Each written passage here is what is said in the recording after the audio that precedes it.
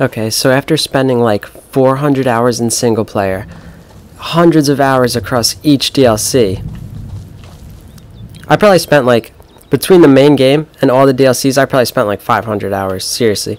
And then I activated the product on Steam because it's kind of like a dilemma where the Steam version doesn't really properly activate because the devs tried to remove the DRM. So like, all the people who have the Steam version can't play online, and it's like, it's hilarious, but I figured out how to activate it. So anyways, now that I'm playing online, I realized this game has like a 150 hour, 16 levels co-op campaign, and I've been soloing it, and I'm like well, I started at level 1 because you have to make an online character, which is like different, so you start all over again, and I'm level 38 already, so that means I'm pretty like deep in it. I'm like 60 hours deep in this co-op campaign, and while I was in the middle of this campaign, I was going back to the town hub, which is like, this game's so awesome. It takes like 1 second, and the second you leave, you're back in the hub and there's like people running around. It's just like an instant connection. You instantly load. It's just so seamlessly smooth. And then this guy was like, oh, you have to put your stuff in your village, because I thought in online mode, like, you didn't have access to storage chests. And I was like, what do you mean village? He's like, go to your village. Like, everybody gets their own village. It's like your own server almost. Like, you have your own town, and you could put your stuff in the storage chest. And there's like, look at all these things. I could build, look, I already built 4 shops. You use ores to build shops. You could build like shops that make potions. And like, this guy, he's like, oh, the town is in trouble. I need you to do this mission for me. And like, you see how the morale of the people is like only 30% happiness? This game is unbelievable. I can't believe how much content is in one single video game. So I'm in my own village right now. How cool is that? So he was like, the villagers are being dragged away by spiders. So I need to go kill these spiders. This is crazy. It's like another open world inside the game. Look, it's huge. And it's pretty, too. Oh, sweet. I unlocked the portal. Okay, this is scary. Oh, it's like a cave thing. Wonder where this leads. This is awesome. There's like another video game hidden inside my game I didn't know about. Oh, crap. I have the torch out? Oh. Okay. I think I understand why they were in a separate room. Because now they're like scaled to my level. Because the wolves outside were dying in one hit. And I was like, oh, I guess my village is like a level 1 village or something. But now this makes more sense. This game's actually like hard and fun. It's like the perfect difficulty. It's the perfect difficulty to where, like, if you find a new weapon, even after like hundreds of hours of playing and getting better at the game, you still get hyped when you find a new weapon that's stronger.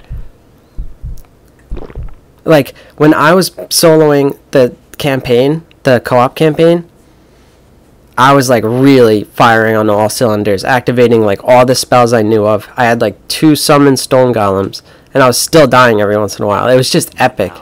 Epic. These spiders are awesome. I don't think I've ever seen yellow spiders.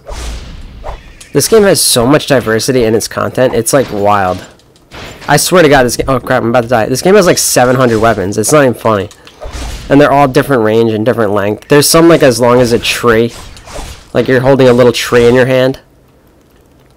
Like it's Arbor Day or something. And then there's like a rolling pin, frying pans. It's not like trying to be funny. It's just like they look really awesome. They're like awesome weapons. Rolling pin. But that's all from one merchant, like the funny merchant from Tenebrae. Oh crap, I'm about to die. Oh, I made a new spell. Wait, no, that's not the one. That's not the one. That's damage reflect. I'll still die if I... This is not good, actually. I'm about to die. I'm about to die. Oh well. It says you lose experience points for dying, but it's like I've watched the experience bar, and it like really doesn't move at all. Like, if you do lose experience, it must be so small that it doesn't even make a difference. But I love online. Online's awesome. Like, you don't have to save. Everything you pick up and everything you do saves, like, automatically. You don't have to create save slots. Bet you're glad you met. And that frees up so much OCD brain stuff for me. Bet you're glad you met me. I bet you're glad you met me. So I guess I don't have enough mana to cast that spell. Hold on, here it is. If I made a spell that if I die, it costs like all my mana though. I'll instantly come back to life with 33% health. Oh, but you know what I like about this spell? It casts a light as well. It like lights up the room. This is so cool. I'm in my own village, like my own hometown. It's like, this game is epic, man. Epic. I put in like 600 hours this summer. I've been having the best summer of my life. Oh wait, I'm supposed to go further into the cave. Alright, thanks for watching. Check this game out. It's awesome. Oh, and to activate the Steam version, you have to install the Two Worlds 2 2.0.5 retail patch right over the Steam version. And that enables the CD key prompt. It asks you for the CD prompt thing. And that's good.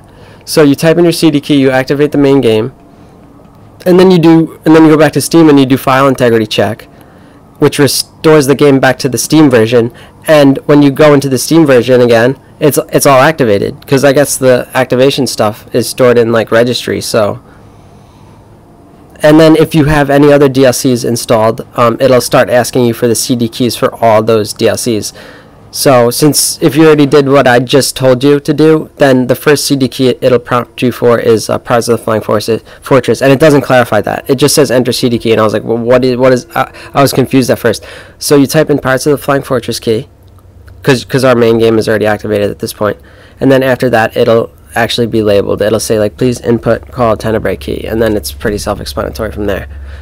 But the first key it'll ask you for is Pirates of the Flying Fortress. Like, even if you have the Velvet Edition, sorry, I had a little stroke just right now. Even if you have the Velvet Edition, your Two Worlds 2 Pirates of the Flying Fortress is not activated. So you have to do, so like even, you have to activate all your DLCs. They tried to remove the DRM, but they absolutely bungled it. So I actually made a guide on, if you click on the community hub, it's probably still on the first page. I'm lost right now. The game wants me to continue on through this. Oh, look here. This has to be it. Right? No? No. Hold on. Maybe it like turns into a different hallway. What the heck?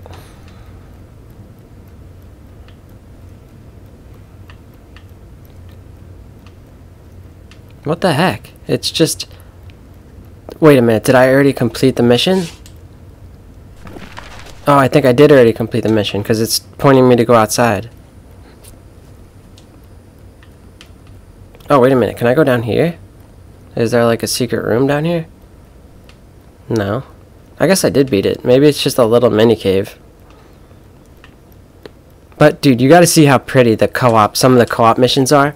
There's this one city that's like, it's like high up on this rock, and to get to it you have to cross this wood bridge, and there's this like arachnid creature standing in the middle, and it's just so pretty. This game's like high quality. Yeah, I definitely did beat it, because now he wants me to go back to the middle. Oh, you know what I could probably use in online mode? I didn't even consider. I could probably use my personal teleport station.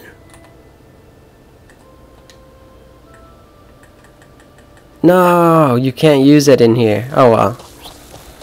You can't use your own personal I guess that's... Oh yeah, you can! Oh my god. This game's awesome, dude. This game's just awesome.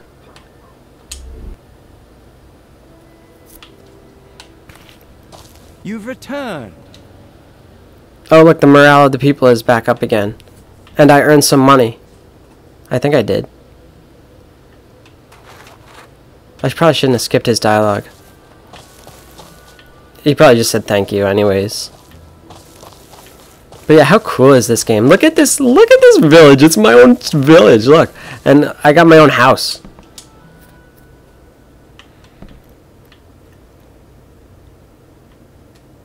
if you play single player, by the way, you don't really get any of this, like loading screens. It's just like the door will just fly open and you go right inside. I guess this is just because it's multiplayer. But you could still do all the same spells. You could still do all the same funky things you did in single player. You could still get like, you could still cast water walking spells and jump height spells. And it's actually really thought out too. There was this one mission where like these gnolls, whatever they're called, orcs or something, I forget what it was. But they kept on attacking the sarcophagus, and I was like, okay, if they're attacking the sarcophagus, I could just attack them and literally farm these guys safely. And those guys didn't drop any loot. And I was like, oh, that's smart. Like, I don't know. This game's just, like, thought out. And like, it's balanced. Like, they made sure that it would remain difficult and not be, like, brokenly OP but by the time you reach, like, level 90. Like, the whole game, is difficult. And it's not like Skyrim where, like, you could just become brokenly OP. Like, these people who made this game actually care.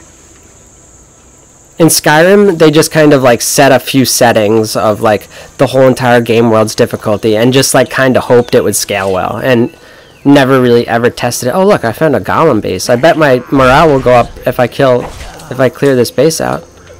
I'm going to clear out every enemy in my whole village. I bet that'll make the villagers happy.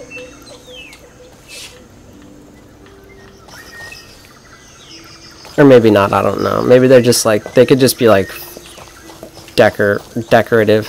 But it's like, I should probably show you all the building types that I could place down. There's like 20 of them.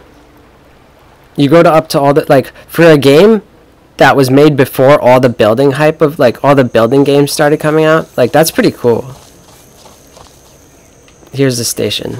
Those stations go out pretty far. There's a lot of them. Ranch, farm, shop, guardhouse, windmill, tavern. And it's like you have to make a farm in order to get grain for the windmill. Look at all these things. I bet you $1 million that if I got the string code for these buildings, I could spawn them in single player mode.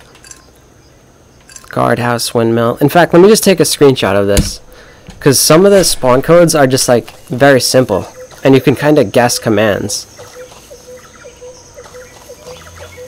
This game is marvelous. What is this? A guardhouse?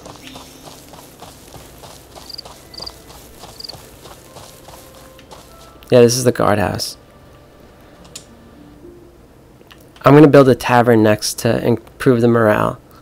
So every 6 hours, which I think is like 10 minutes in this game, you get more money. And I think it works. And it works AFK too, I believe. I don't know. I've never... Look what happens when you leave. Like, it just dumps you right into like the hub, the online community hub. And you can chat and trade with people. And people do join. Like, the servers are all empty, but server 1, people do join. Like, over the course of an hour, I probably saw like 14 people come and go. Check this hub out. This is what I thought was my village to begin with. I was like, he's like, join your village, and I was like, I'm in my village, right? This game has a pretty detailed face customization menu. Like, look at that chick. I've never seen a face like that across all the different NPCs. This game is so cool, man. I cannot wait to dig deeper into this multiplayer mode. Is that player walking around? Oh, he's like a similar level to me. Maybe he wants to come with me too. He's 1 level higher than me.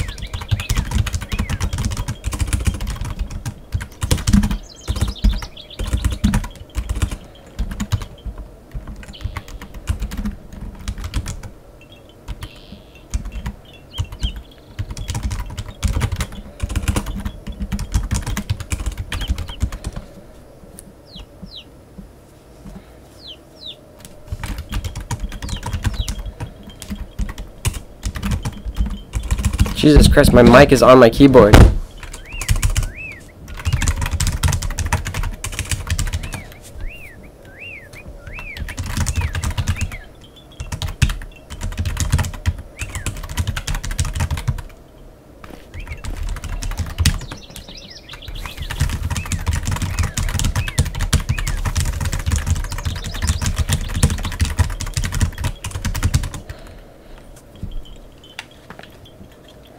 I won't be beat when it comes to price and quality. Guarantee the quality of Alright, I'm sorry, I forgot about you guys. buy goods that'll last a lifetime.